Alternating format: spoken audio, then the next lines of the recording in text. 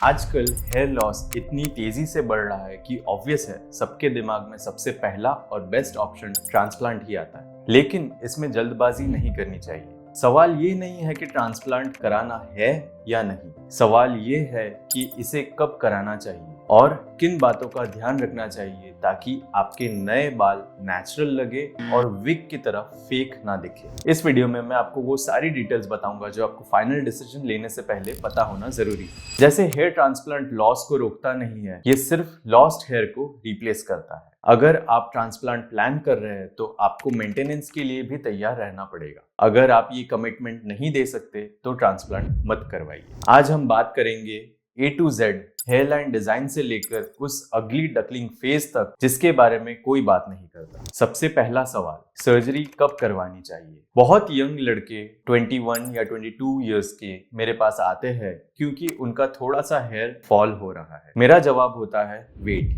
हर loss एक leaking bucket की तरह है। अगर हमने बकेट में नया पानी डाल भी दिया लेकिन होल बंद नहीं किया तो कोई फायदा नहीं। साइंटिफिक टर्म में इसे DHT यानी डाइहाइड्रोटेस्टोस्टेरोन सेंसिटिविटी कहते हैं। ये एक हार्मोन है जो आपके बालों को पतला करता है। जब तक आपका हेयर लॉस स्टेबलाइज नहीं हो जाता, यूजुअली 25 की एज के बाद और मेडिकेशन के साथ, तब तक सर्जरी का फायदा नहीं है। We need a stable foundation before we build the house. अब आते हैं सबसे इंपॉर्टेंट पार्ट पे, डिजाइन। यहीं पे 90% ट्रांसप्लांट्स फेल हो जाते हैं। Not medically but aesthetically. Patients आते हैं और कहते हैं, डॉक्टर मुझे सीधी हेयर लाइन चाहिए जैसे मैं 16 साल का था। Trust me, you don't want that. एक 40 साल के आदमी पे 16 साल की हेयर लाइन नेचुरल नहीं लगती, वो विग लगती है। नेचर में कोई भी चीज सीधी लाइन में नहीं होती है। हम एक कॉन्सेप्ट यूज करते हैं, मैक्रो एंड माइक्रो इरेगुलरिटीज। मतलब हम जानबूझकर हेयर लाइन को थोड़ा जिगजैग बनाते हैं। हम सबसे आगे वाले हिस्से में सिर्फ सिंगल फॉलिकल्स यानी एक बाल वाले ग्राफ्ट्स लगाते हैं ताकि लुक सॉफ्ट आए। अगर वहां मोटे बाल लगा दिए तो वो डॉल्स हेड जैसा लुक देगा। A good transplant is the one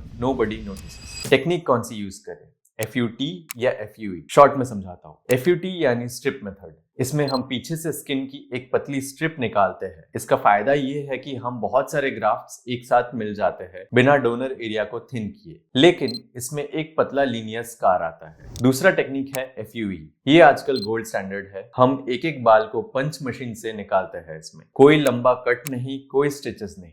अगर आप शॉर्ट हेयर रखना पसंद करते हैं तो FUE बेस्ट है क्योंकि स्कार्स दिखते नहीं है। मेरे 95% पेशेंट्स FUE चूज करते हैं क्योंकि रिकवरी भी फास्ट है और पेन भी कम है। ये पार्ट ध्यान से सुनिएगा क्योंकि ये आपको कोई नहीं बताता। सर्जरी के बाद आप बहुत खुश होंगे, लेकिन 1 महीने बाद आपके सारे लगाए हुए बाल गिर जाएंगे। Yes, they will fall out.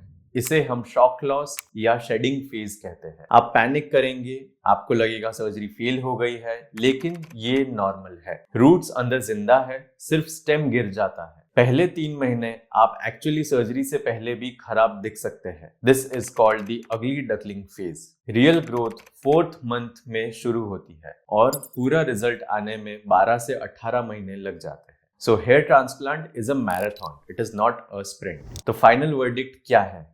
Hair transplant magic नहीं है, ये एक साइंस है जो पेशेंस मांगती है। अगर आप मेडिकेशंस लेने को तैयार है, अगर आप अगली डकलिंग फेज झेलने को तैयार है और अगर आपकी एक्सपेक्टेशंस रियलिस्टिक है तो ये प्रोसीजर आपका कॉन्फिडेंस वापस ला सकता है। लेकिन याद रखिए, the best hairline is the one that fits your face, not someone else's. नमस्ते।